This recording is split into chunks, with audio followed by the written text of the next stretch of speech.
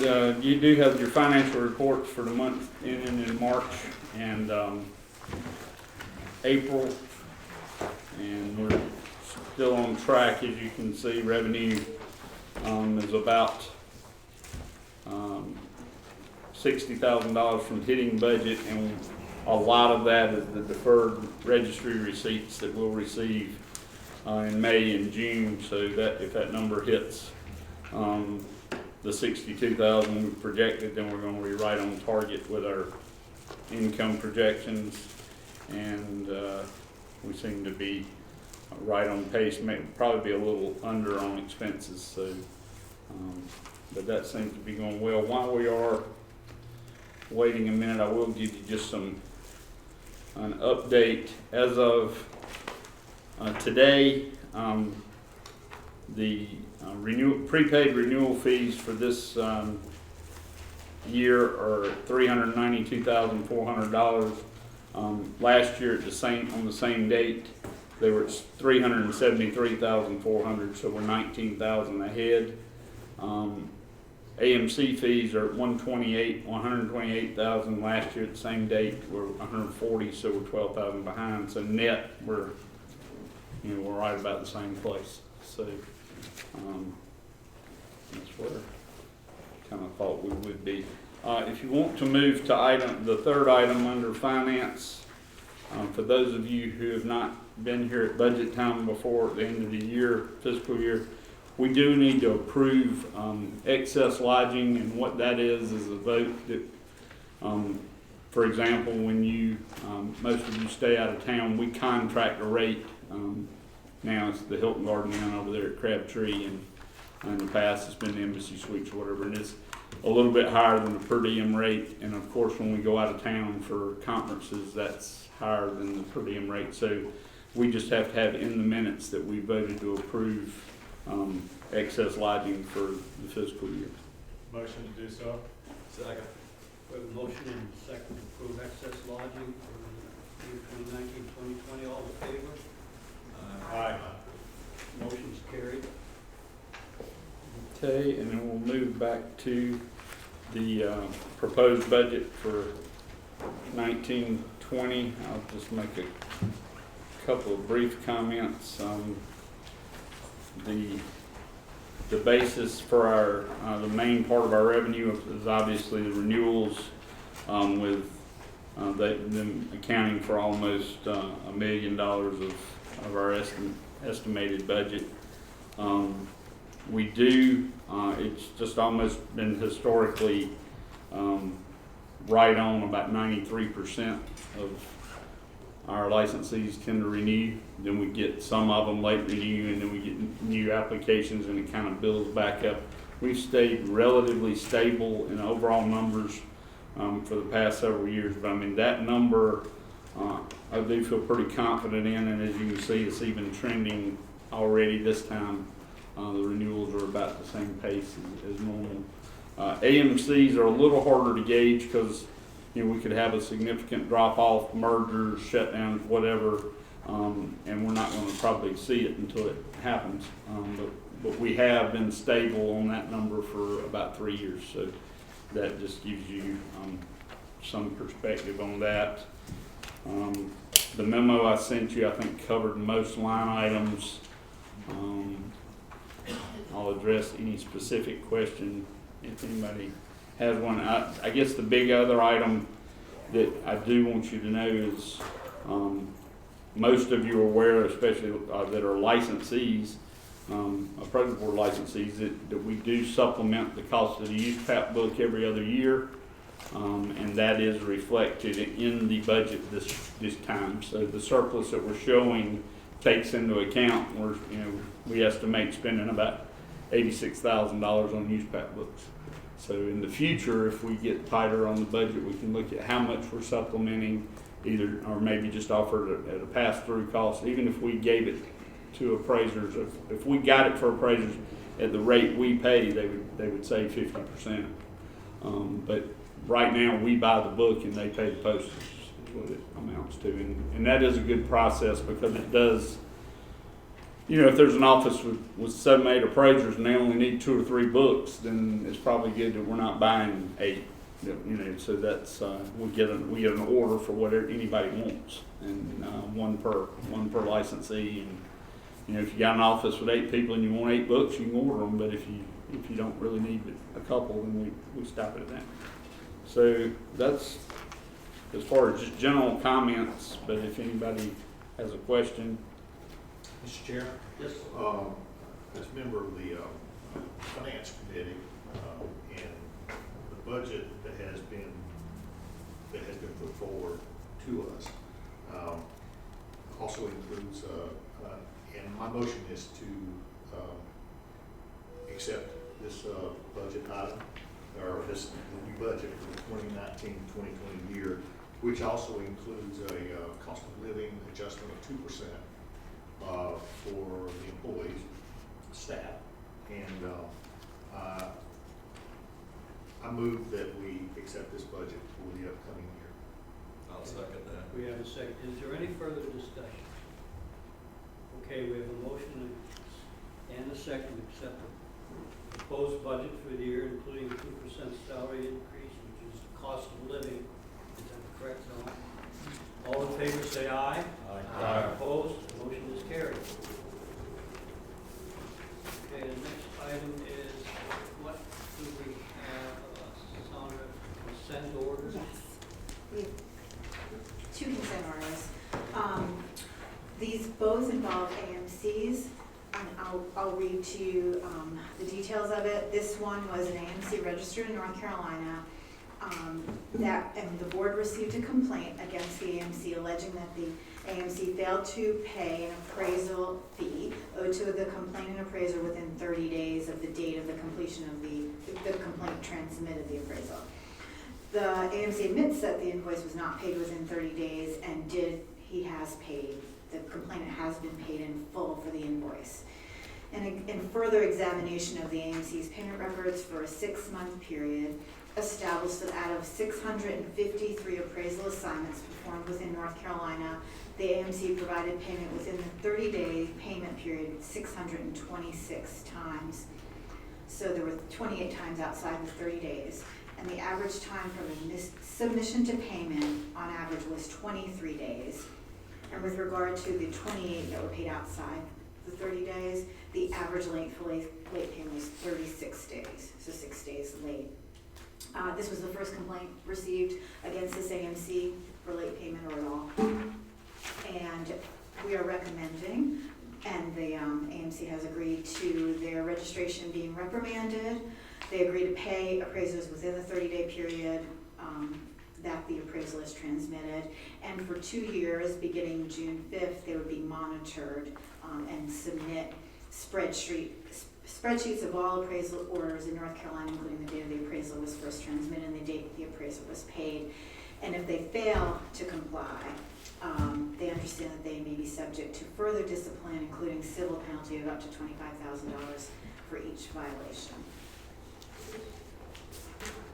Any questions?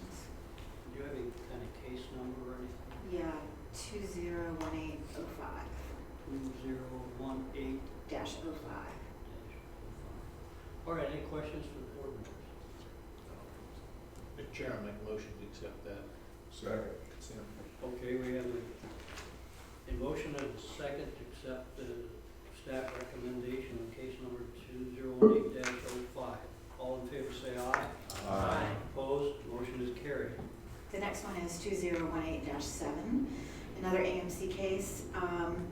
The respondent is registered in North Carolina as an AMC and received a complaint. So the board received a complaint against the AMC alleging that the respondent failed to pay an appraisal fee owed to the complainant within 30 days. The respondent and the complainant agreed, so in subsequent, everything was paid, but I'll get to that. The respondent and complainant agreed that all payments were made within 30 days of delivery of various reports. However, there was a $75 shortfall of the final inspection, so that was the issue. Respondent admits that due to an error, it issued payment to the complainant for $75 less than the agreed upon fee. Once respondent realized the error, it paid the $75 balance, so the complainant has been paid in full for this invoice. In addition, the AMC requested that the complainant complete a disaster inspection, and there was a misunderstanding between the AMC and the appraiser as to whether the fee for this inspection was a part of the update inspection fee. They cleared it up, and the AMC paid the complainant for the disaster inspection, separate from this update. The AMC thought it was one and the same. The appraiser thought they were two separate, and they cleared it up, and the appraiser was paid for that. So that issue was resolved. However, an examination of the AMC's payment records for a 6-month period established that the respondent failed to issue payment to its appraiser vendors within the 30-day time period in 29% of the assignments performed in North Carolina. First complaint received by the board against this AMC. Staff and we are recommending, and the AMC has agreed, that its registration is reprimanded. It shall pay fees within 30 days of the date the appraisal is first transmitted by the appraiser to the respondent, and for 2 years beginning June 5th, at the end of each calendar quarter, the respondent shall submit to the board a spreadsheet of all appraisal orders in North Carolina, including the date the appraisal was first transmitted and the date the appraiser was paid. If the respondent fails to comply, they understand they may be subject to further disciplinary action, including a civil penalty of $25,000 for each violation. Any questions? I have a question. Mhm. You talked about the percentages of 29% late payment. Yes. Do we have real numbers on that one? I mean, out of, how many orders did they place in North Carolina, and how many were they late with? And how late were they? I can get that for you, it might take me a minute. Give me a second, let's see what I got.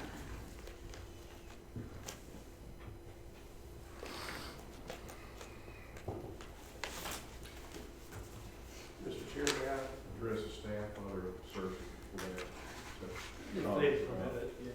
Go ahead. Mr. Rogers, Yes, may I sir. ask you a question? Sure.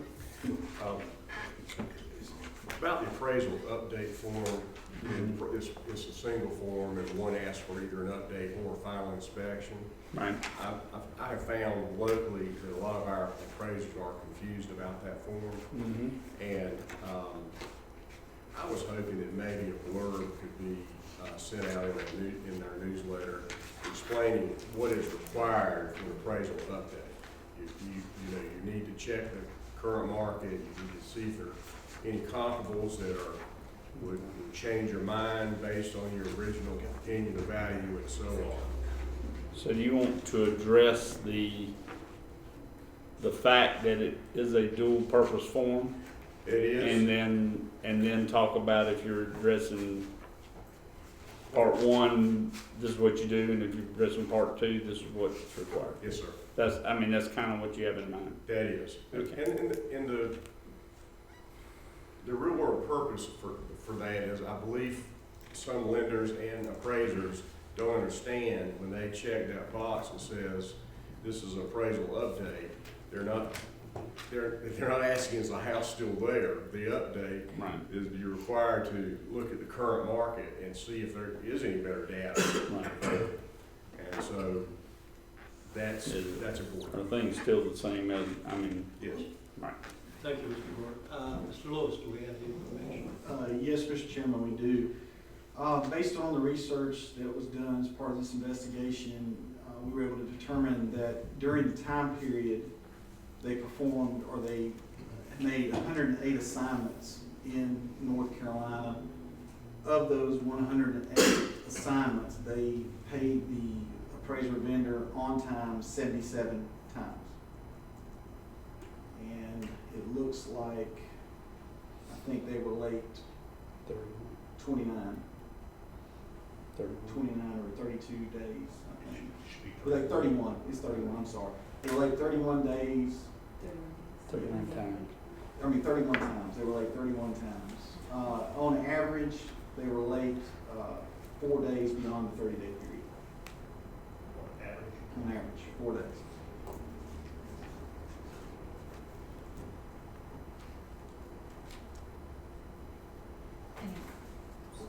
Any other questions? Mr. Chairman, I'll make a motion, we accept the recommendation. Second.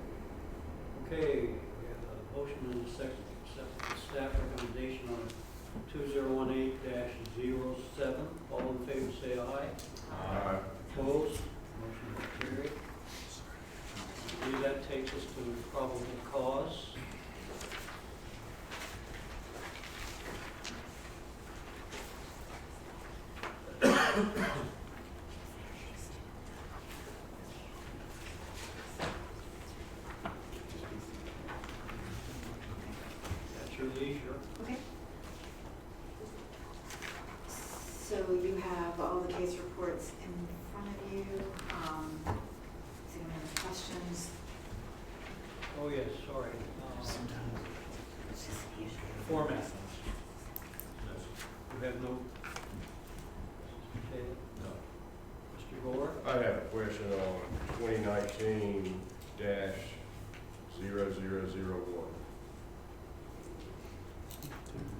Okay, you have a page number on that? Yes, sir. Page 13. All right,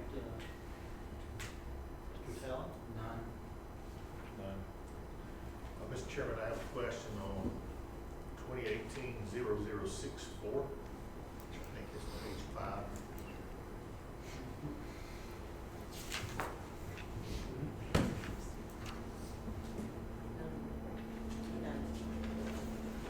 Okay. Started with Vincent, page 5 then, I believe. You want a motion on the others? Yeah, Oh, I'm sorry, if you will. I'd like to make a motion, we accept all the cases except for case 2018-0064 and 2019-001. Accept staff recommendation on those cases. All in favor, say aye. Aye. Opposed? Motion's carried. We needed a second, I'm sorry. Second. Okay. I could swear I heard that. I was thinking. Well, if Mindy doesn't hear it, it's not official, so I looked at her. Second. Just write that in there. All right, so we'll go to service 6-4, page 5. Thank you, Mr. Chairman. On page 5, actually,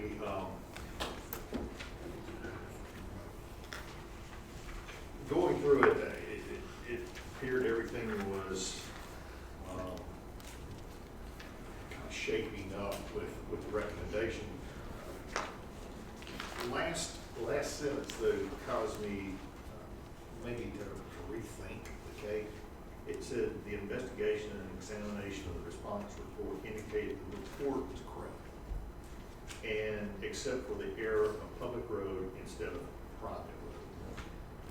In the investigation, it appeared that everyone contended that this was an honest mistake, and it held over, and he normally used NCDOT road system to verify, and it appeared that everything else was credible, and we got through the list. I hope I would be as lucky to have one misspelling or one really error when I got into one of these reports. And if that error was not significant to change the appraised value. Now, was it a significant mistake? Could be. All right, because of letting the lender or letting the client know this thing is not on a public road, but it's on a privately maintained road. Typically, those things, though, would tend to be found by the closing attorney who's doing the title search, which sometimes the appraiser would have no way of knowing in a chain of title to determine who actually maintains. If it's a private road, is it owned by a homeowner association? So I guess I was looking at this, for that one kind of error,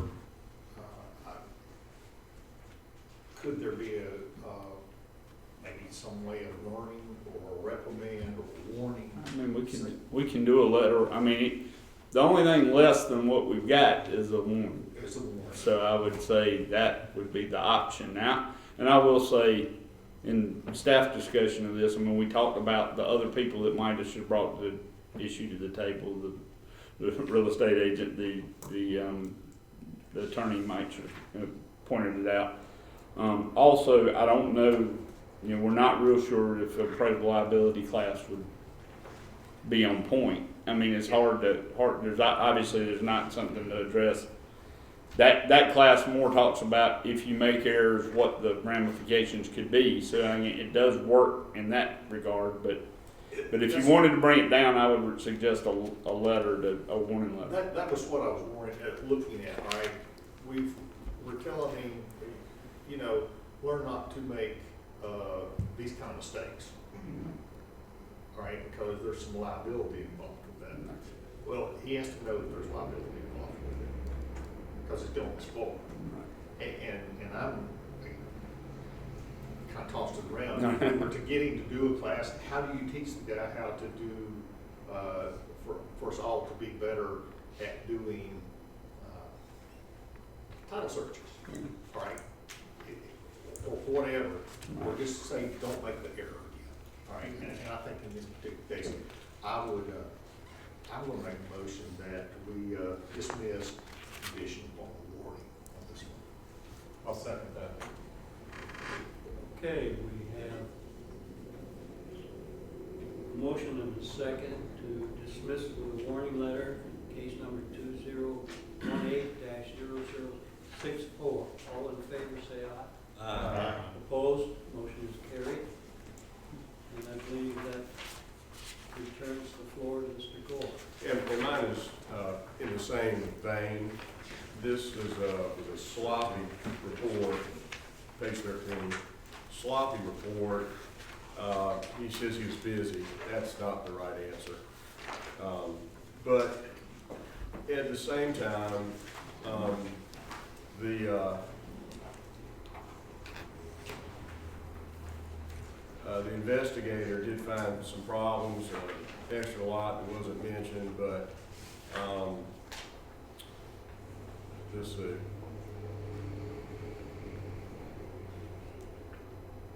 he found that essentially he made some really bad errors. My question is, would we want to step that one down from a hearing to take a bunch of classes?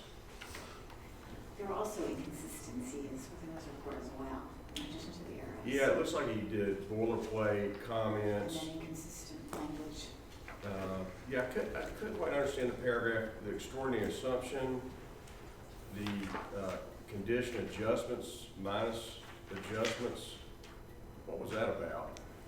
Is that you, James, or Jim? Yeah, no, what was your question? On page 15, the paragraph 1, 2, paragraph 3, he states that, well, you've got a condition adjustments, negative adjustments 2 times for comps.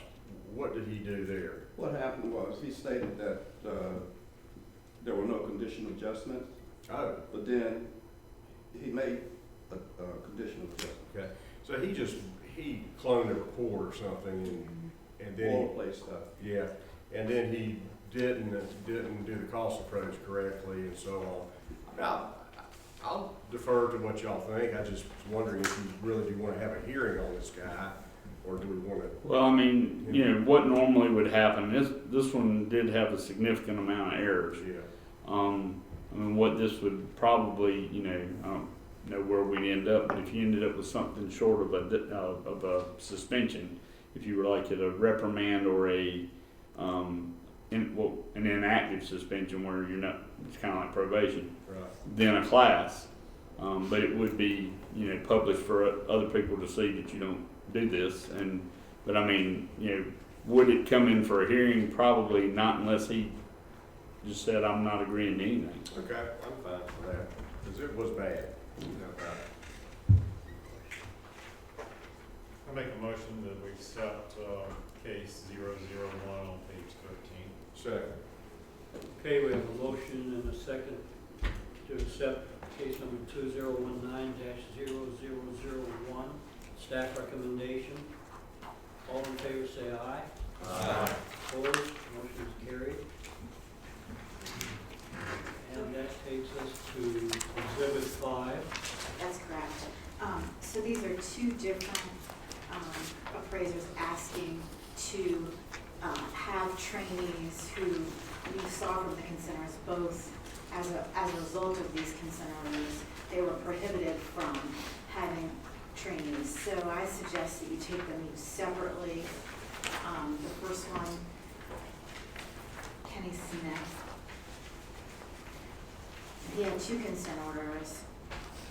And he is asking, if you look at the letter, to just have 1 trainee, 1 specific trainee. And just to be clear, his variance is asking for 1 person that he wants to train because this person's come to him, and now so we would write something like an agreement that would say that it's limited to this 1 trainee, and then we'd see how he does if we wanted to expand it in the future. But I mean, that would, the other person's just asking for a relief from the requirement altogether. Any questions? You can see the first one with Kenny Smith. He has 2 consent orders. The first, this one from 2001 involves him and a trainee.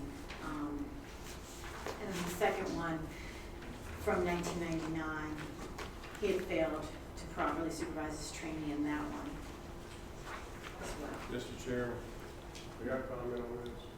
Yes, sir. These are 2 completely different situations, so I want us to lump these 2 requests together. No, they're separate. The first one is just egregious, and I don't think there are any courses this person could take that would teach him to be ethical and non-fraudulent.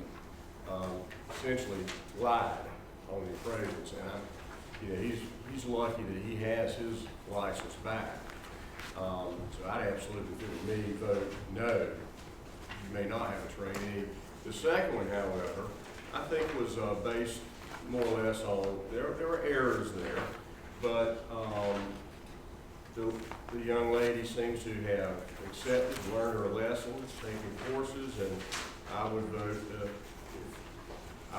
yes on allowing her training. But I just, for the rest of the board, just have caution that they're very different circumstances. Mr. Chair? This, Maybe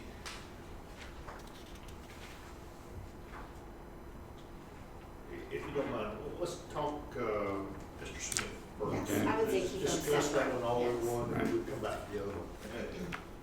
I'm too dense to get that up. The sequence here is kind of reversed. We're talking, case number 1 is the most recent, and we got Right. a case number 2, which was the one that initiated this. Now, in the sequence of event, in 99? Yes, September, he signed it September 20th, 1999. And you don't have the full consent order here for whatever reason. A part of it is missing, but the facts with regard to this training issue and the punishment are here. Mine is showing there was 2 cases involved in 1999. And in 1999,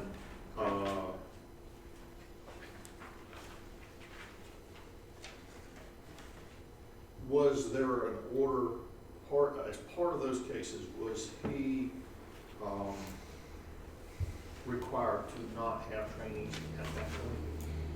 Not for this one. No. Did that original case have anything to do with training?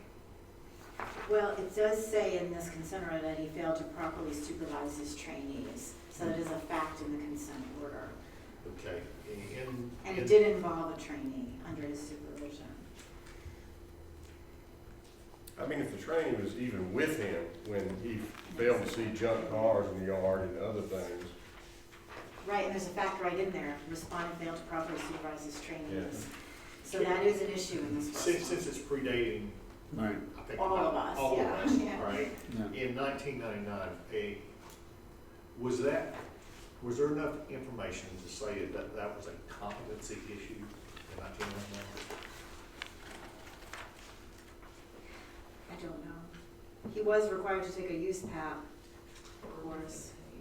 I mean, I do, both of these happened about the time I started here, and one predates me a little bit, and the other one, I think I was the investigator on the bigger one. But I do know that we were dealing at the time, and as an appraiser and then as an investigator, with a lot of manufactured modular home confusion issues, on frame versus off frame. I mean, all this kind of stuff at the time. So it's very possible that some of that came into play in this first case, the best I can tell. But as you said, I mean, all of this predates even me. So we can, so we're trying to piece together. But I do feel like because there was then a second one within fairly short order, that probably is what got him to the point of adding that tag in the agreement to say that he couldn't have any training. Well, that's kind of where I was going with this, because it shows that the action was taken in 2001, which would be basically 2 years. Right. But in fact, the cases in the most recent one were the next year. Right. That's true, right, it was one And the year. next year, he had a problem with the trainee. Is there any way to know if it was the same trainee that was, he failed to instruct correctly in the previous cases? I don't think we would have records significant enough, because at the time you didn't have to associate with us like you do now. So remember now, he was just reinstated as an appraiser himself in 2018. Yeah, he came back to South Carolina in 17, came back here in 18. Yeah. And he did. I mean, if you go down the page, the GLA is way off on a simple measurement. Failed to mention junk cars in the yard. The subject had central air conditioning, or said he had central air conditioning and had a window unit. I mean, that was uncalled for. Now, he's paid his dues, but I'm not sure you can. Yeah, the only thing, I do remember this at the time, and it said, I think we made the point on number 11 that the appraisal report stated the subject had central air conditioning, and the only thing central about it, it was centrally located in the middle of the house. But that was, I do recall that now. I can remember that it was sitting right there on a 2x4. I held it into the window because it was, so that was, I do remember that fact. But no, I mean, as you can see, this, and it did involve, 5 cases. So that means you had multiple issues that, and I don't recall exactly how the complainants were, if it was, like one bank filing several reports, or if it was individual ones came right on top of each other. But just not mentioning junk cars in a yard, that's not an error. That's an out. That's oversight. I mean, that's not, that's, It's a it's lie. not, yeah, it's not Maybe a mentioned. lie or something, but No, deliberate omission. right. I don't think you can teach that away. I just want a point of clarification, Mr. Rogers. This training, I see Mr. Smith's South Carolina address here. What do we know about this training? Is it North Carolina? Yeah, Anything he's just taking the classes. Now, I don't know if they intend to work in both states. I don't know that at this point. The request is just, because I mean, obviously, I would have to look. What he's indicating to me is the trainee doesn't even know if he wants to pursue this if he can't work with this guy. So I don't know. I mean, that's what's been represented to me. So you are positive that we would do a report that would limit him to this one? Well, I mean, we have no problem writing up whatever you wish. I mean, that's if you want to do that. You don't have to approve him. You don't have to approve it, or you can limit it, because he's agreed to this. So anything we would any way we would change it would be subject to an agreement between he and the board. And this consent order is something he agreed to, not to supervise trainees in the future, so that is, it's up to you if you want to change that from the consent order. I've got another question with it. Well, it says he got his license back in North Carolina, coming back from South Carolina, or made a change in a business move for himself. He was out for quite a period of time. I mean, just, that, I do know that.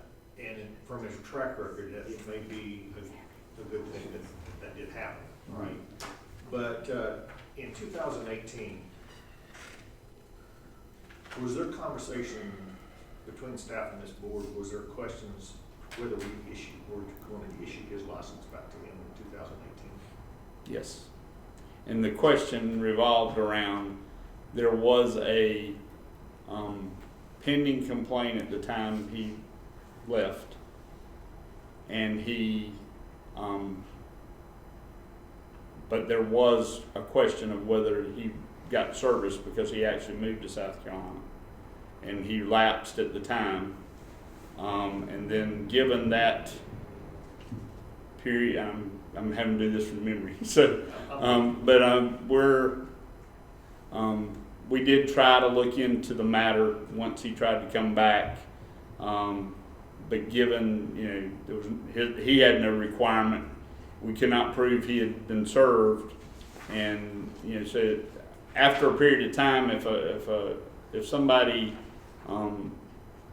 expires, lapse, then it's just noted, we'll revisit it if they come back, which we did, but we didn't have any, so it was, we dismissed the original complaint for lack of being able to pursue it, and then, of course, then we gave him reciprocity.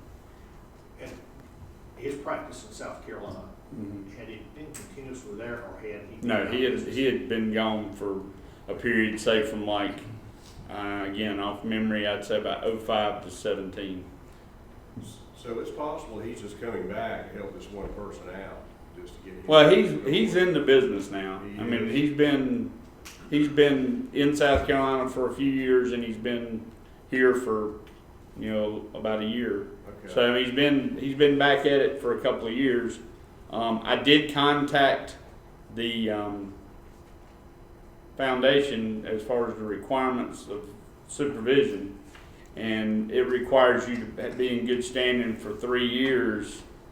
The fact that there was a period of time before he went out and then came back, that they would not have a problem with either one of these from a time frame standpoint. So, in other words, it's in the board's hands. There's nothing that the appraisal foundation rules would prohibit this. Did he supervise trainees in South Carolina? I don't know that. I'd have to look into that. Corey, was there some form of a motion maybe that very first time? It wasn't, I can make it. I move that we do not allow this person to acquire a trainee at this time. We can readdress it at a later date when I'm not here. While I'm here. I will put that in the minutes. I'll second. Okay, is there any further discussion? We have a motion and a second to deny this individual the right to have a trainee at this time. All in favor say aye. Aye. Opposed, the motion is carried.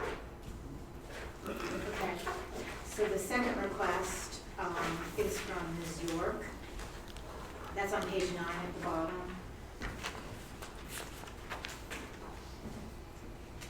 And she also had a consent order.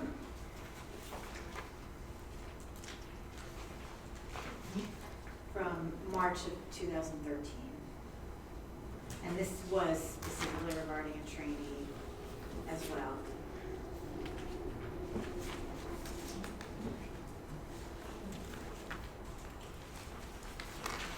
Well, consistently, I move that we do allow Sandra York to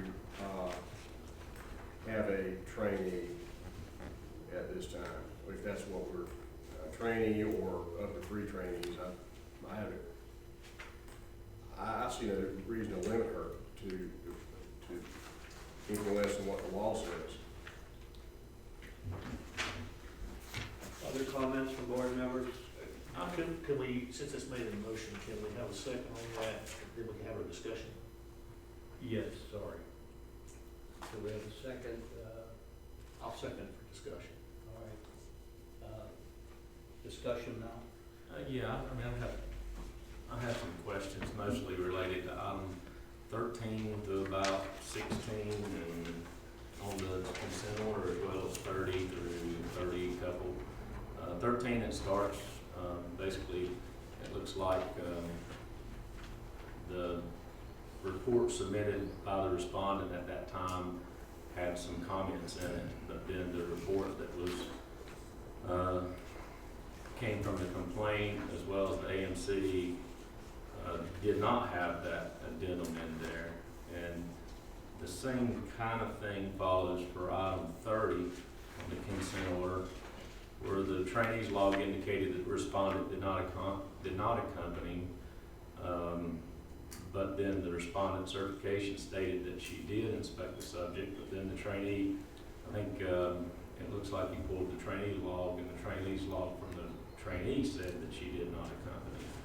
So since I wasn't here during this case, I was wondering is that evidence that the information that was submitted by the respondent was inaccurate or had been falsified? Right, and if you note the one difference here, this isn't a consent order, this was a hearing. Yes. So they actually she came in, this was the findings of the board, so, yeah, I mean, just to, we wanna leave both of these to your decision, but I mean, this is on point, not properly disclosing and using a trainee and not properly disclosing it to the client. I mean, that was, did the board at that time find that the respondent's statements were inaccurate because the trainee's log says that she did not go and she said she did, or signed a certification saying she did, and that was in 30 through 30 couple, and in 13 through 15-ish. I'm saying that in general because there's several other ones Right. that go with it. yeah, when you read these as statements, they're considered the findings of fact. So the boilerplate was not in. Right. She stated that was in the report, but the report gained by the client, it was not in. Okay. That's the way I read that as it being these were the findings of the board before they issued a 2-year suspension. Okay. Right, her license was suspended for 2 But years. she did get a 2-year suspension. And Right. she is not, this consent order says she can't supervise trainees, so it's not like, what you said, Mr. Gore, about the law. For her, she was told she can't supervise any trainees. And I understand what you're saying, but just to point out clarification for Yeah. her, that's not really, in her situation. And she was found guilty of several provisions of the statutes and rules. I may have read this incorrectly. Okay, I've got a couple of questions, and this again is kind of timeline.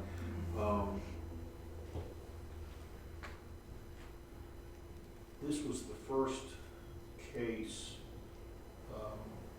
that was into this office in 2011, so that was early 2011 when the complaint was, or the log was being checked or something at that point. So this was issued early 2011.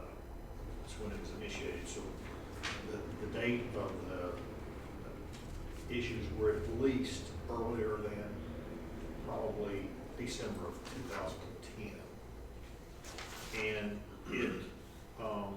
it marks in the finding of fact that some of the appraisals were done in October of 2010. And so the timeline is we went from 2010, the complaint was basically, let's say January of 2011, having a case number like that. And then it wasn't finalized until March of 13. or March 11th, excuse me, I'm sorry, March of, is that correct, or was it? Right, the hearing date was actually, March 19, 2013. yeah, March 19 of 13, so, I was right to begin with, so we've got 3 years from the time this thing was initiated until it was handled with a hearing. That's a long period of time. And then, so we're having to go back and look at, cases in 2010.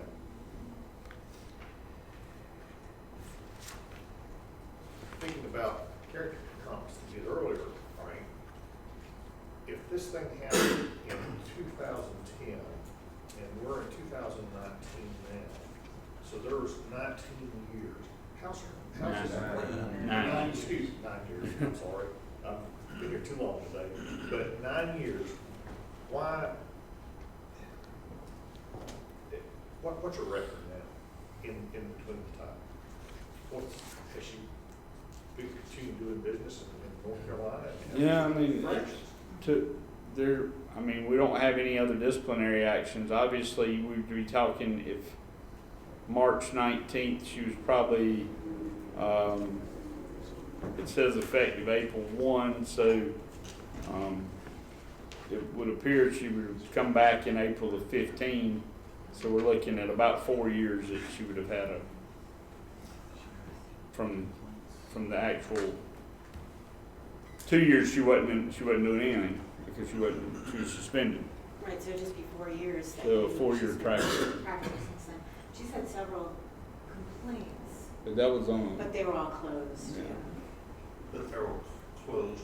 Prior to the 2011 case, she had at least 4 complaints filed against her. Like Ms. Panico said, they were disposed of. I don't believe there were any disciplinary actions in those earlier cases. Let me check. But you are talking about a 5-year period after this final decision until today, pretty much. When did she initially get her license? Let's see.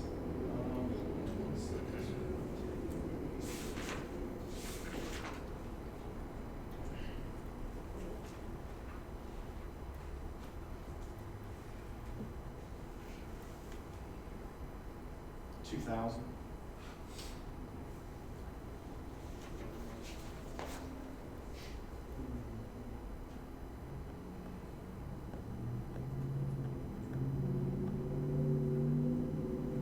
Have there been any complaints since 2011? Has she had anything since? No.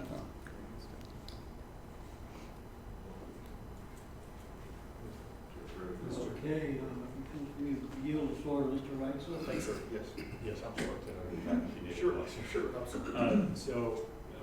My thoughts fall on the lines of Mr. Warren, though. My concern is when you read those specific items that started 12 and 13, the issues that got her the suspension were all revolved around a trainee. I do not think we should be putting her back with trainees. That's what got her in trouble to start with.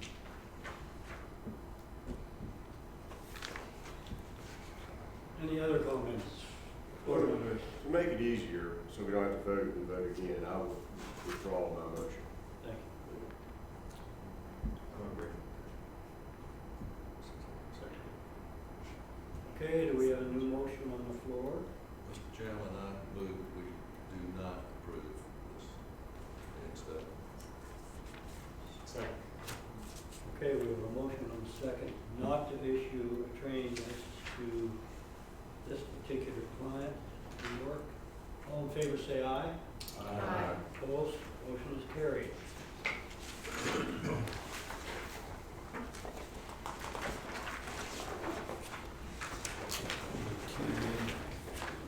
Let's see. Mr. Chairman, I do not have anything else. Sorry. I do not have anything else. I think we're finished with all of the issues that I have under legal. I think Mr. Rogers may have. I just have a couple exhibits under legal.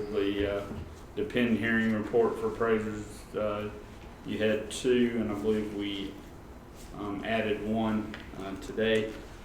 And then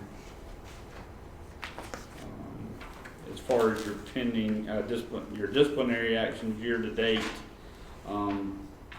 just to kind of show you how things can change. If you look through April, we've had 13 complaints, and I believe, if I'm speaking correctly, Mr. Lewis, we got 15 in May, so we're at 28. So all of a sudden, the market gets more active, and activity can spring up fast. So, it does. I don't think that necessarily means we're headed for 200 complaints, but at the same time, it does jump around, and especially through the warmer season until about October, November, it does. That's kind of our peak period.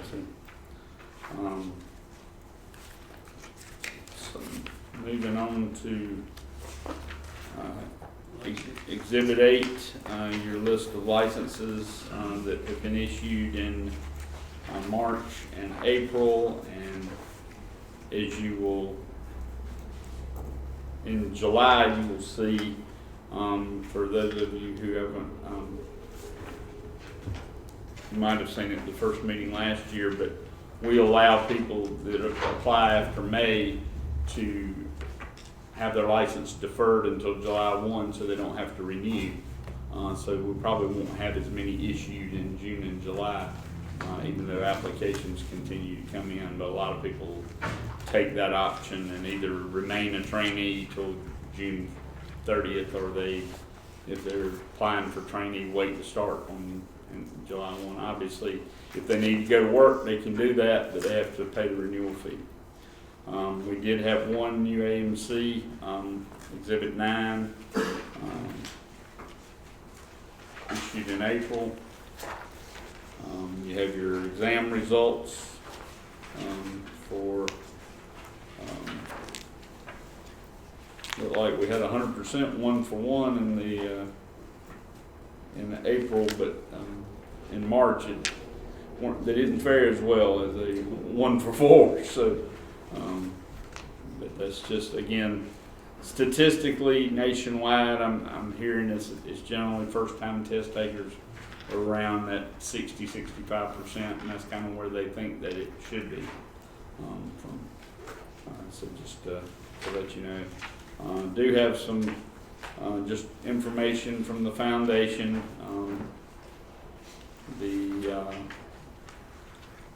Of course, the 2021 USPAP document was adopted.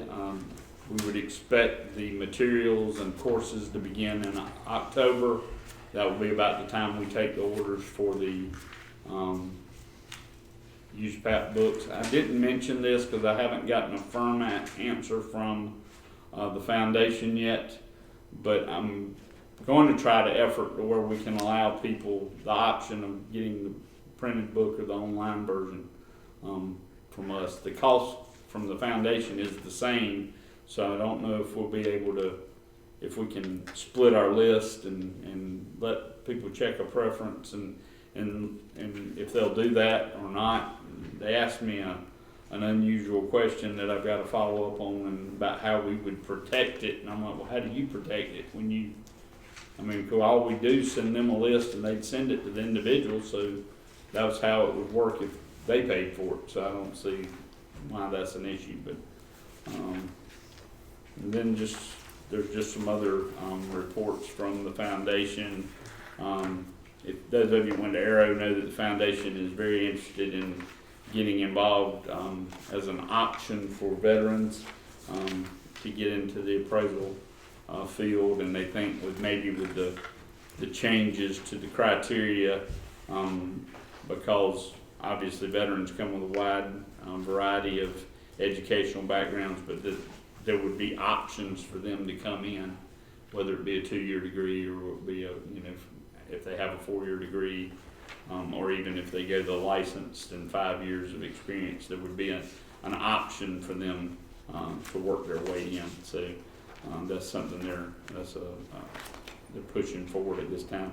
You do have your statistics from NCAB from their viewing totals for March. It looks like we had 149 viewers for 1,081 minutes on YouTube, and 254 viewers, 768 minutes on Facebook. So that just dropped off a little bit, but as y'all remember, that was a real quick meeting. We were only on for about an hour and a half, so that might have affected it a little bit. I had one individual say, I went to look at your meeting and y'all were already done. So that's all we have for the exhibits. So we're moved to update on the legislation. You want me to start? Okay. As I reported last time, we did have a bill sponsor come forward for the proposed bill, and it was Senator Bergen from Harnett County. Since that time, Senator McGinnis from the Anson County area and Senator Wells from around Catawba County. I have both signed on as primary sponsors, so we have 3 primary sponsors for the bill. We did meet with the bill sponsors and representatives from NCREAA, Mr. Leader and Mr. Cashin, and there was a concern, just briefly to say that when we struck out all the requirements out of the legislation and just went to the AQB criteria, one of the things that was stricken was a high school diploma.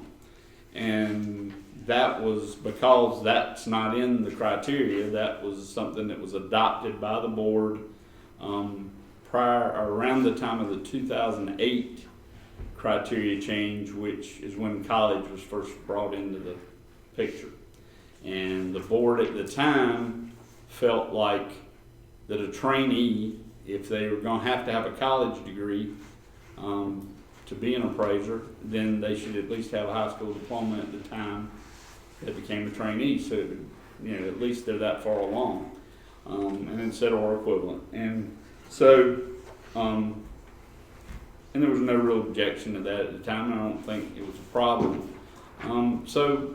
But just in, being clear, we, Ms. Willette, when she drafted the original bill, she struck out anything that was not AQB requirement. And that is not an AQB requirement. And when I asked them, they said, look, we have set the bar for certified residential and certified general, and we didn't discuss how you got there. And I was even explained that it is possible to get a college degree without a high school diploma or equivalent. So they're concerned about obviously the upper level, and the state can do what they want to as a trainee.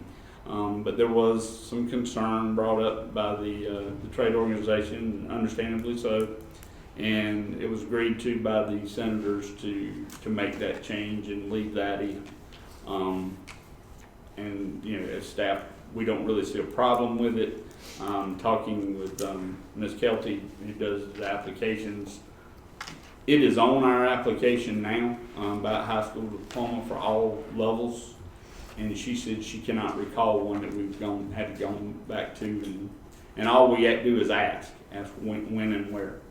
So it's not like they have to go find their high school diploma or something and submit it. So we don't think that will be a problem. And as long as we're asking it of our people, it doesn't become a reciprocity issue. I mean, if it's something we added that we do for everybody, then we can ask it of somebody coming in. So it shouldn't be, that part shouldn't be a problem. So we're waiting for movement on the bill. At the time, I'll be honest, I thought it had to meet crossover, which would have been May 9th.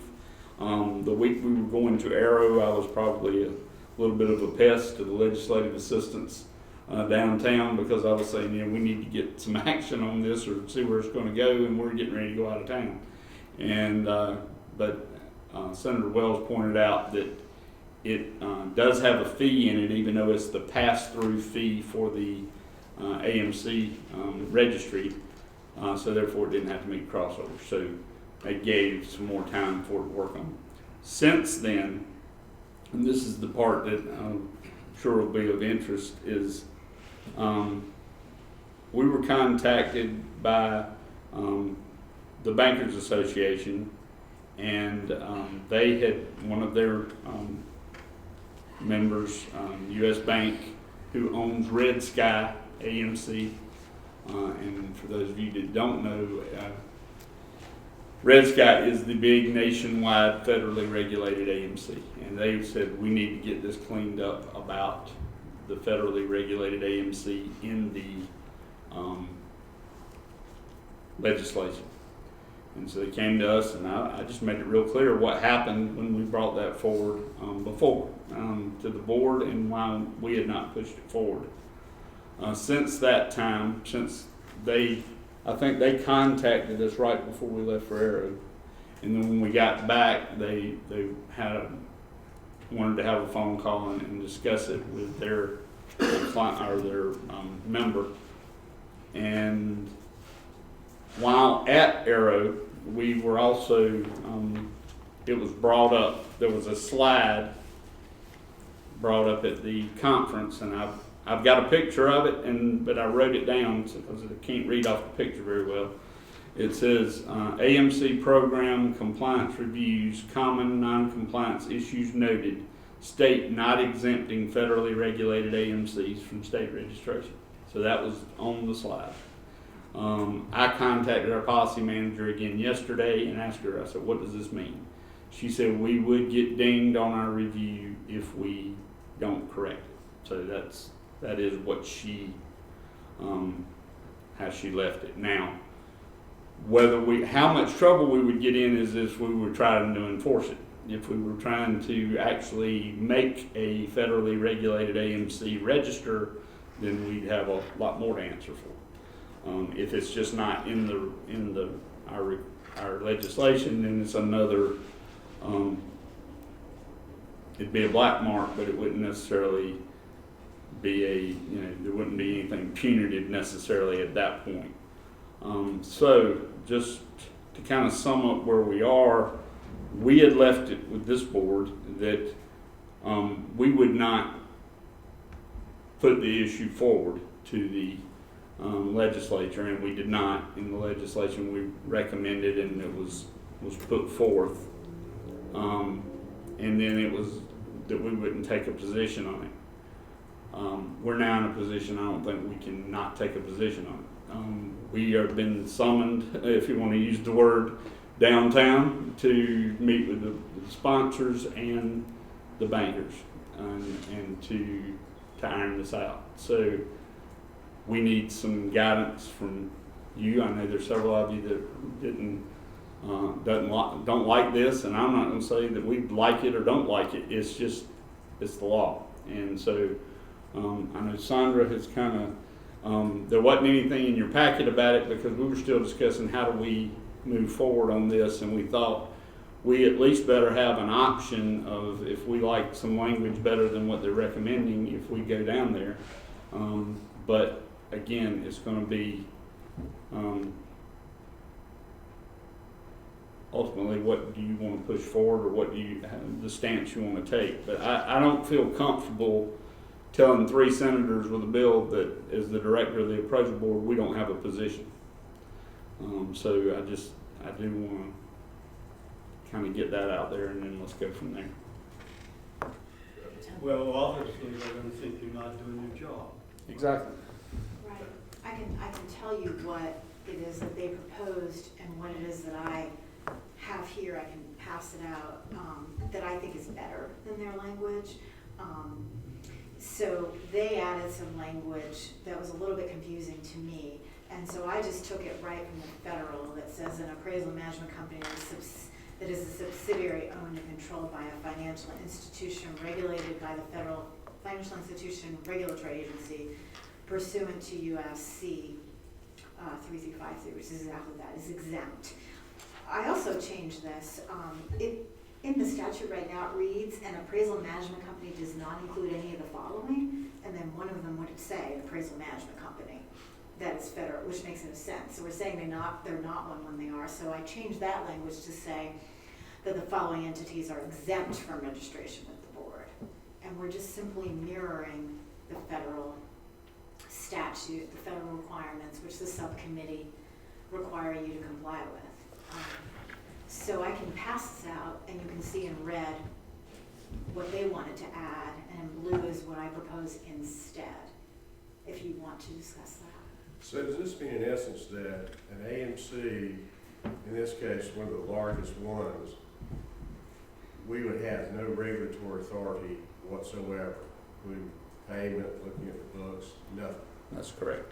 They would just be regulated by the FDIC. Or whoever their You don't. examiners are. Yeah, federal law, that's the way it is. You don't have authority over them, other than they have to pay that registration fee for their, Corey? like the pass-through. I'm sorry.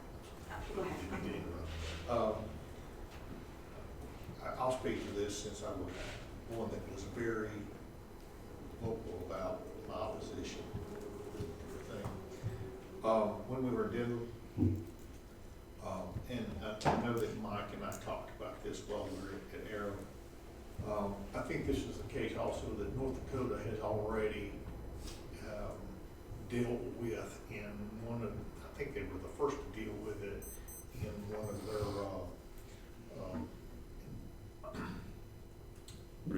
reviews, excuse me, yeah. It's pretty clear, all right? The feds are looking at this thing, and those qualifying federally insured institutions which own the AMCs, the AMC itself is exempt from any regulatory authority from state appraisal board. Do I think it's a good idea? I think it's a terrible idea, personally, because I think it sets up, even though they have to go through a very rigid regulatory reviews and their auditors are having to do it, it smacks of having a separate class that can play by different rules. Were we ever regulating, I mean, did we regulate land safe when they were around and rails? I mean, we thought we were we? Rails did register and Landsafe did too, I believe, but I know, so I mean, and they can register, right now. There is some discussion, I think, about, whether that would even be permitted at some point, just to get clarification. They are very, at this point, I'll just, and I'm not saying this, that there's anything wrong, but it's the identification of them is kind of difficult. It's not easy for anybody just to go out and say, here's a list, and that's something that, matter of fact, that in the phone call that Sandra and I had with the bankers in U.S. Bank, they said they may be willing to put a little capital in or effort in trying to get some sort of list. So that, everybody could look and say, here's who we're talking about, and it's not a huge number. But it's hard to pin it down. Red Sky, which, this one is kind of like the one that everybody knows about. Then I think from my, what little I know about it is there might be some on a regional basis that are known, locally, but even the subcommittee is kind of, that's the one that they're really touting is that. But it's not like the one concern I know that I've heard from appraisers, and I think I even heard from a couple of board members, and I won't name anybody in case I'm wrong, but is I believe that it was that some concern that people would jump under this umbrella. In other words, they would say we're going to become one of these. I don't think it's that easy. You have to be total ownership by a federally regulated institution. I don't think you can just become one overnight. So that's, and if I misspoke on that, but I think that's not really a concern that we should worry about. I understand why people don't like the idea of if you fall under these rules, then if we have state-specific rules like 30 days and bond and stuff like that, that doesn't really, it's not necessarily enforceable. And I think there's some question about that, but again, it's hard to get a straight answer from the bank regulator. Well, then that to me is a problem. Right. That they can't tell us exactly how that, I mean, hypothetically, let's say Red Sky is just the worst paying AMC in the country, and they pay 75 days. What would we do? If there's nothing, is there anything that we can do? Can we call the commissioner of banks or something? You can refer it to the banking regulator, and then it's up to them to do whatever. And I mean, they're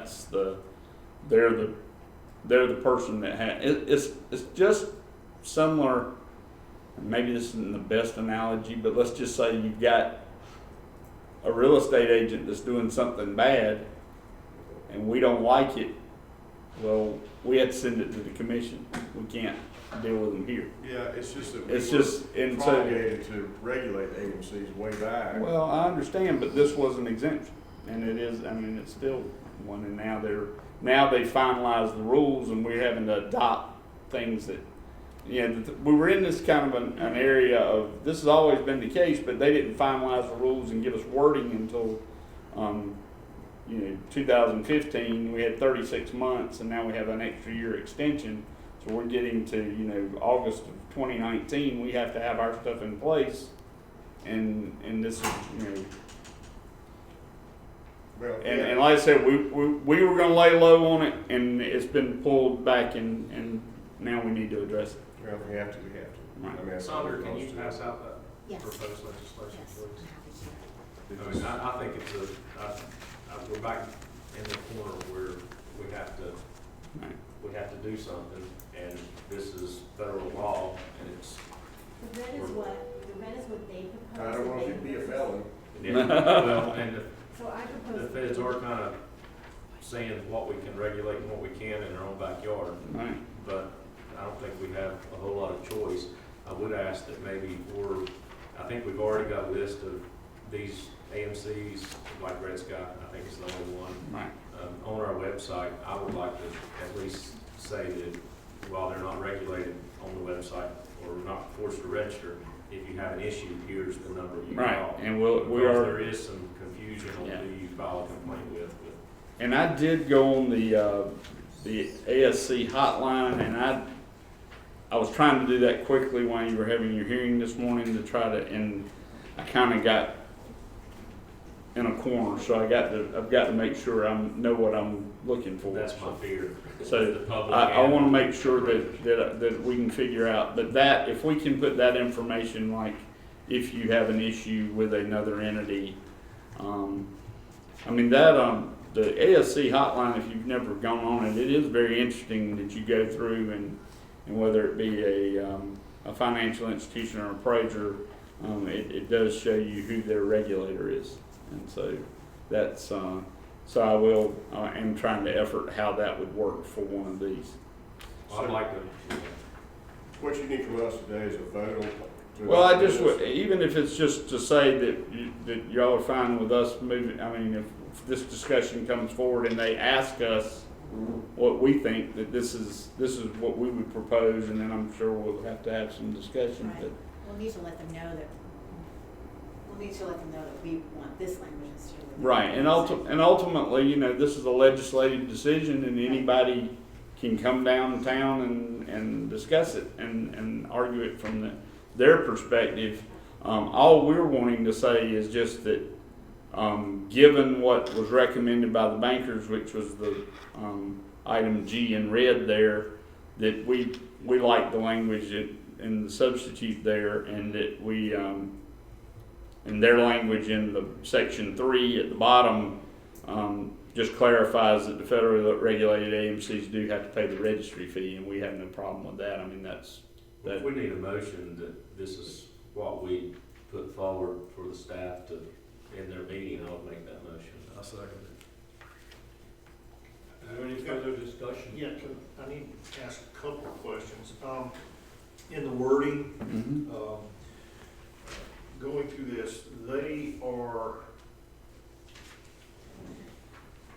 let me ask the question first. Has change that would indicate, previously, we've all talked about this as being owned by the bank. All right? Now, a financial institution. So does that mean that an investment company? So this language here is their language. I took it right from the federal statute, copied and pasted. So there could be no, so it would be up to them to interpret Right. how they see fit to interpret this, the feds. Okay? Yeah. Um, If it's if it meets this definition, regulated by the federal financial institution regulatory agency, then. I personally don't know who that includes today, but then the second part of it, they have stricken, or in the change in the language, before an appraisal management company that is wholly owned, does the change that we're proposing drop that back and say, would it allow for those that may be partially owned? So that G, that red was their language, and I crossed it out and made it RG. And again, I just copied it right from Yeah, the federal and- statute. And do understand, It G, says O. G was not there. Right, there's. So this is what was recommended by the North Carolina Bankers Group and US Bank. And we're just saying that if we would recommend blue G versus red G. Because it's the language And right so- from the federal statute. And that's because it came straight from there. I And didn't so, want to mess with that language. I mean, we could certainly bring that question up, but I mean, I don't think, they may not have the answer Right. either. Right, it's just a subsidiary owned and controlled by the federal. I'll, like Mike has said, and Mr. Taylor's already seconded the motion, I personally don't like it, all right? I understand. I think it just stinks, all right? But in this particular case, we got no choice. I just would,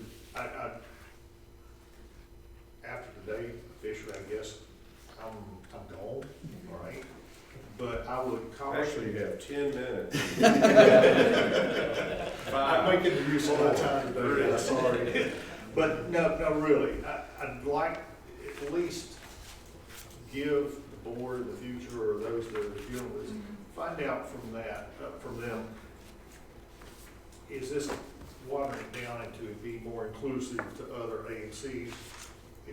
If it were on a personal level, I would fight that outside the I board. understand. But I want to make sure that it's just those that are limited to, hopefully, just the banks Right, that are completely owned. right, that's Right. that's what this says, and that, we can certainly ask tomorrow. Yeah, That I is, mean, yeah. again, I took it right from the federal statute, so there would be no, like, we're not changing it, we're not redefining it.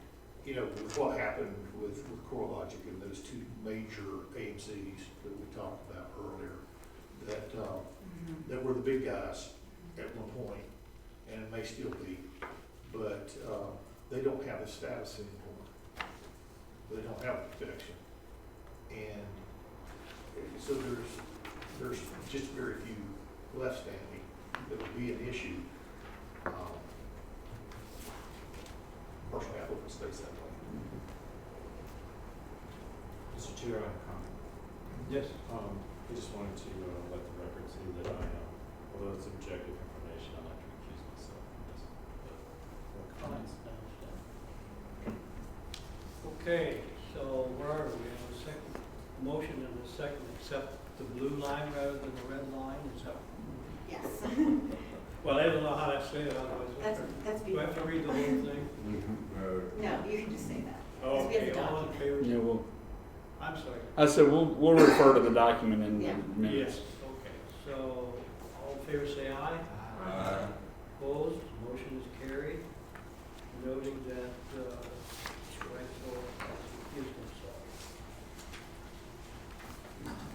Is that all for proposed legislation? Yes, I believe that's it. We will let you know how the meeting comes out. If, and just from a procedural standpoint, we had, there was a legislative committee, but because we knew that meeting was coming shortly after this meeting, we felt it was better to bring that matter to the board rather than to a committee. But if we end up with any wordsmithing between the two languages, then we will take it back to that group and discuss it. But I think, I hope that we're close enough with the two options that there won't be a major problem. And I do think bringing it, saying what entities are exempt rather than saying something is not an AMC, I think that's less confusing. So, all right. Okay, yes, sir. All right, move on to committee reports. I will, I've got two comments that fall under the different committees, and then I'll just, Mr. Reitzel, we have Yep, update, just again, I know Mr. Gore was asking about a break. This is very quick. The meeting is scheduled for July 9th for the long-range strategic planning at 10:30 a.m. That was sent out, and then Scott and Ms. Burnham, any comments that any of the board would like to send to them or myself or any of them, please do so. Any of the items you'd like addressed.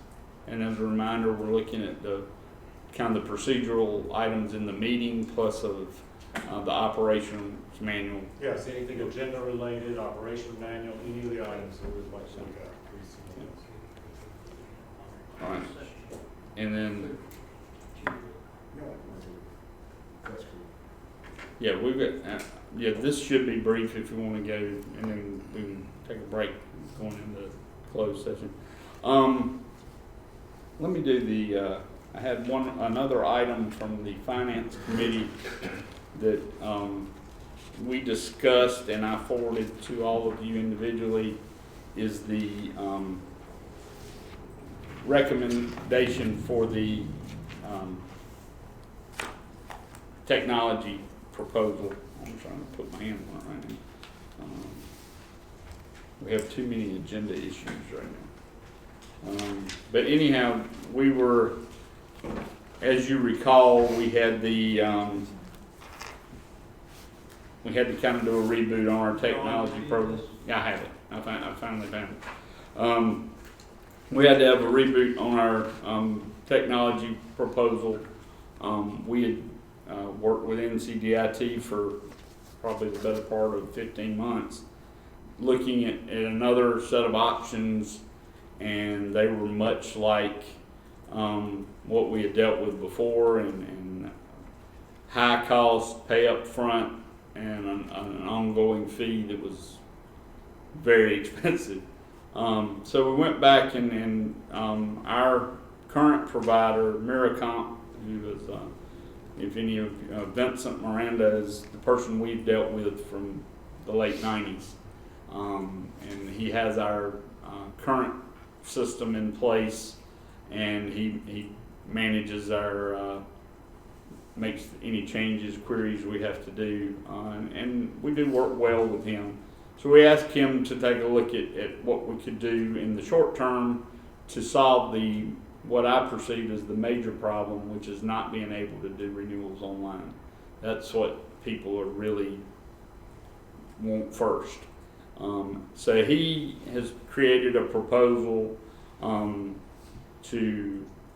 there are several components to it, but it would give us online renewals for both AMCs and appraisers. It would also allow us to get the CE reported online, which we do now, but they can also pay the per license fee when they submit the roster, so all that would be done together. It would also convert from our current 2005 SQL server to a 2016 or equivalent. So that would, and that would help if we decide to migrate to, say, a cloud system in the future.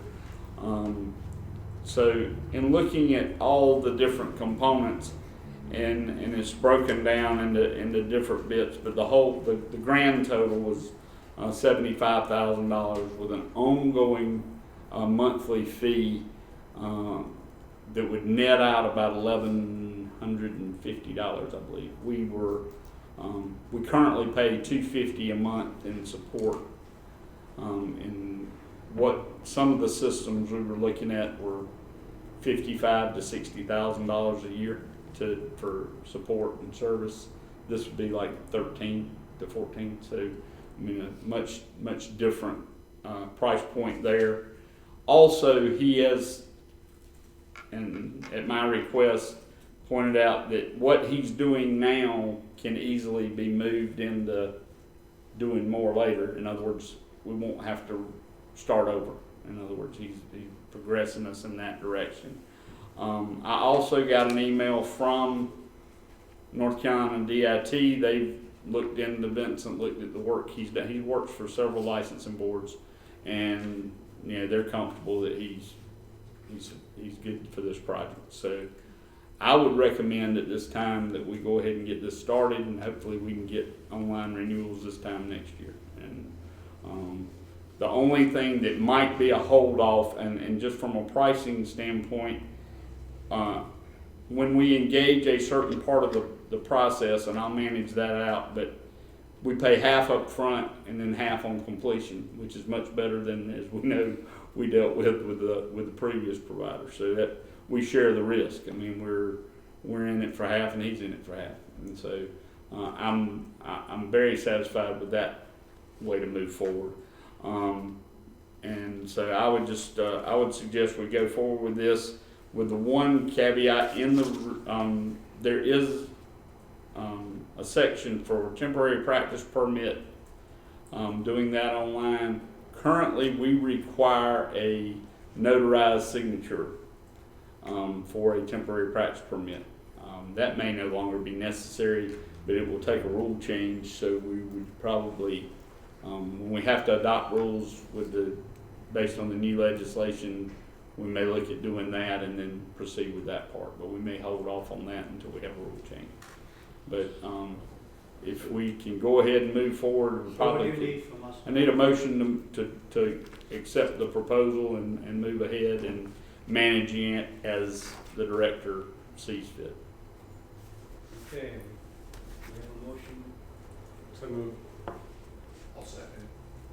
motion accepted to move forward with the proposed technological proposal as described by Dan. All in favor, say aye.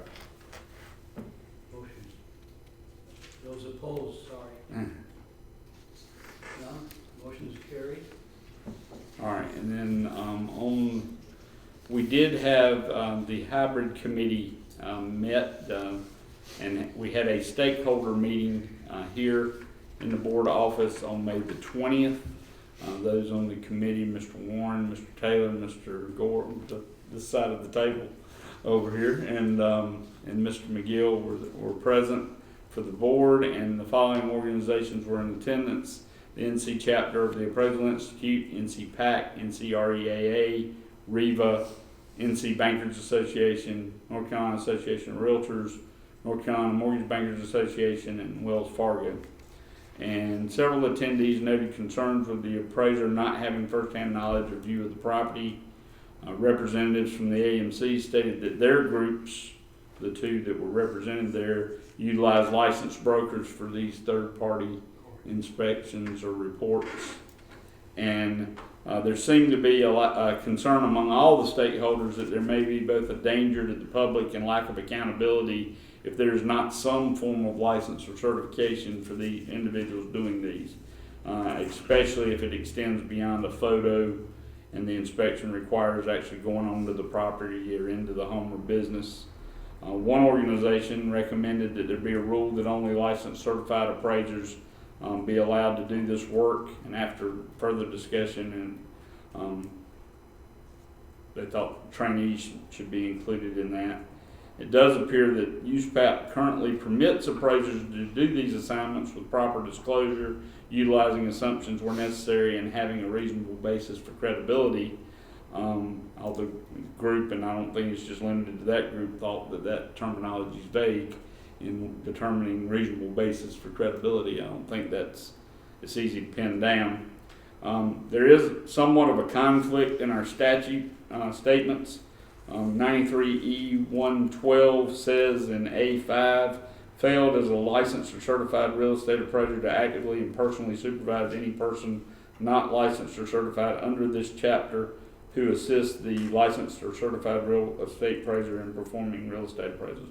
If you know, that was why we were asked to look at this issue, was because that issue seems to be inconsistent with, doing these, that we're not, the person's not supervising the person doing the inspection. However, there's also in that same section of the statute, and that was A5 under E, it says no appraiser shall be disciplined for completing an appraisal that includes a reduced scope of work or reporting level as long as it is appropriate for the intended use and is performed in accordance with the uniform standards of professional appraisal practice. And that came back with the BPO issue, and it does kind of points out that if somebody does something permitted by use for a restricted scope and reporting level, that we can't discipline them for that. And so that those two things kind of in some ways conflict each other. If you determine that failed to supervise is an issue here. There were some thoughts that came up. How can an appraiser supervise when they don't know this is being done until they receive the inspection report? So there's no front end knowledge by the appraiser who's doing this that we can tell. They get a report from the client, the AMC, whoever, and says, here's the information provided by this person, and do the assignment. So that is a question, is how could they possibly supervise there? They should disclose the assistance if performed by an appraiser, but again, they may or may not have that information. So an appraiser may have been the one done the inspection, but the two AMCs present said that information would be available to the appraiser, who did the first inspection, but we don't believe that's always the case. And what is enough information to have a reasonable basis for credible results? We discussed that, that is, again, a product of intended use. If you're trying to, just determine that a house is worth a minimum of $100,000, that's a whole different scope than if you're trying to pin it down, what's the sales price, and it's, in the 360s or something. So, the scope could definitely affect what's credible. And the ASB appears to be leaning to the side of indicating that photos and measurements are factual data and not analysis. So in other words, that the reporting of that information is not in and of itself doing appraisal work. So then after the stakeholders meeting, the committee discussed some of these issues. It does appear that these are going to be utilized more and more, and the focus should be on how appraisers should adequately deal with them and possibly work with others so there's more oversight. Any revisions would likely require a legislative solution restricting who can provide this information. And the board should consider an article in the newsletter that addresses the proper precautions in dealing with these type of assignments. This would provide some short-term guidance to appraisers being asked to do these, but would also be easily amended if further interpretation is given in USPAP or a change is made via legislation. And that's just the notes I had from the day. I'll ask if any of the other board members that were there have a comment. Or right now, staff will be efforting some sort of article that we could put out. There's a lot of unanswered questions. Certainly, we still have them. We're going to have them for a while. I thought of something just the other day.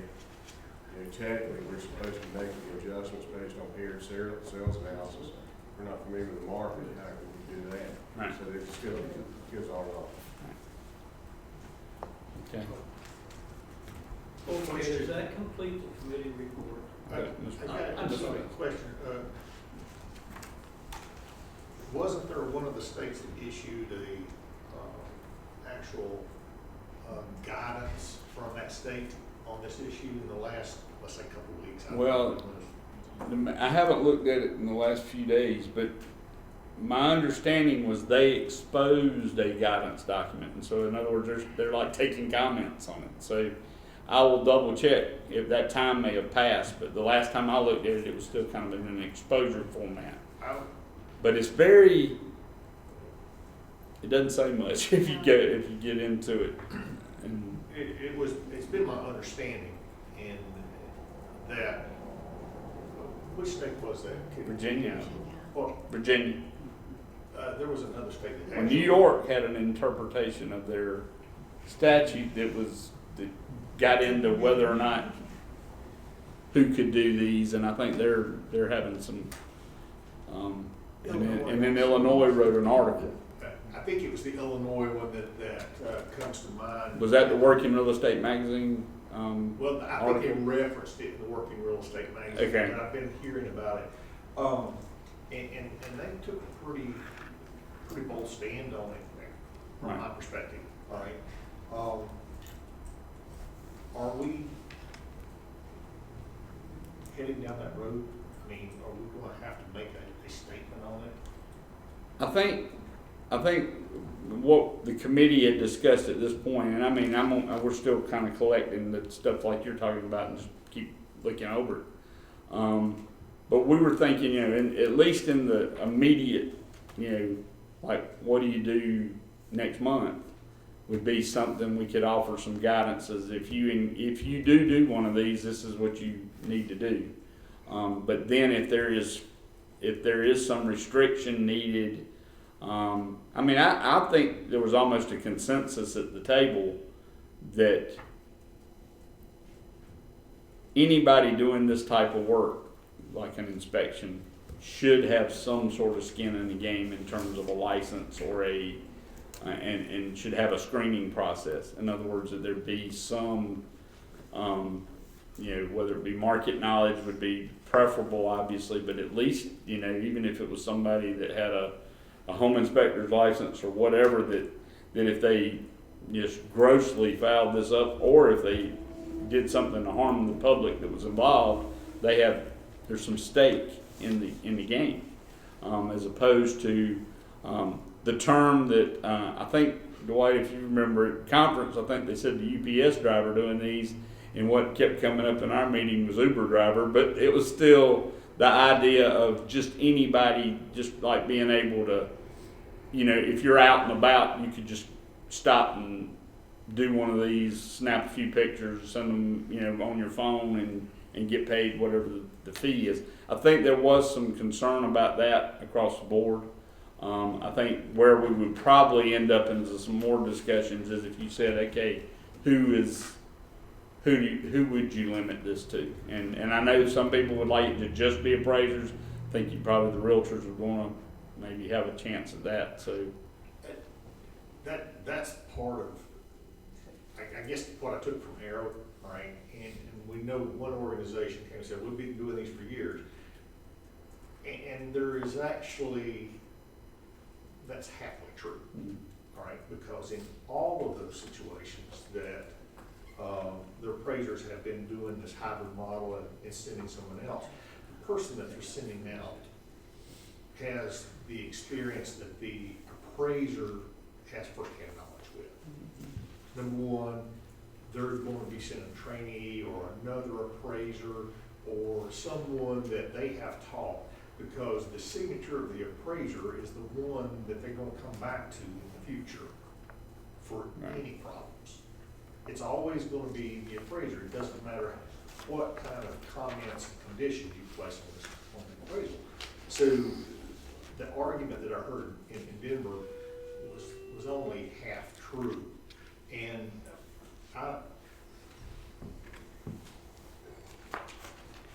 opening it up, if you're doing this, there's been two major items, and I've voiced this with Mike earlier, a couple of weeks ago, that for me, it comes down to 2 points that even Fannie Mae and Freddie Mac have been talking about for now 10 years or whatever.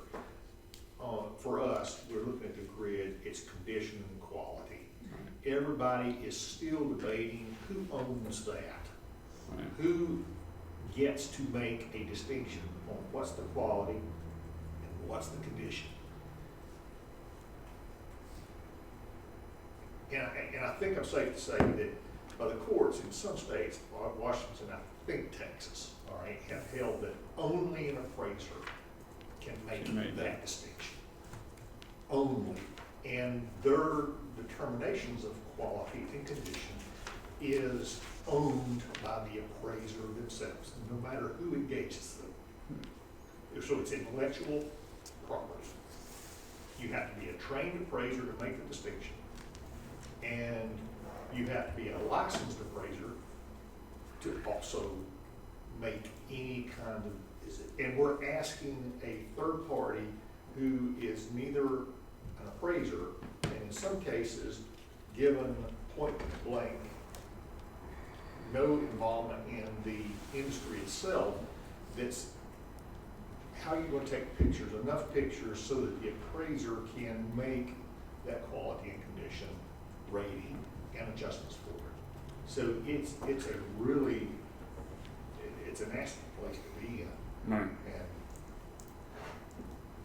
Well, we don't do it. right, and I mean, we're, and the committee's not reached any final conclusion other than just to say, let's see what we can kind of put down on paper and then go from there. So, I mean, we'll be back with them and before we put anything out, and it probably likely come before the whole board at that point. But, it was I thought the meeting went well. It was a good discussion of the parties.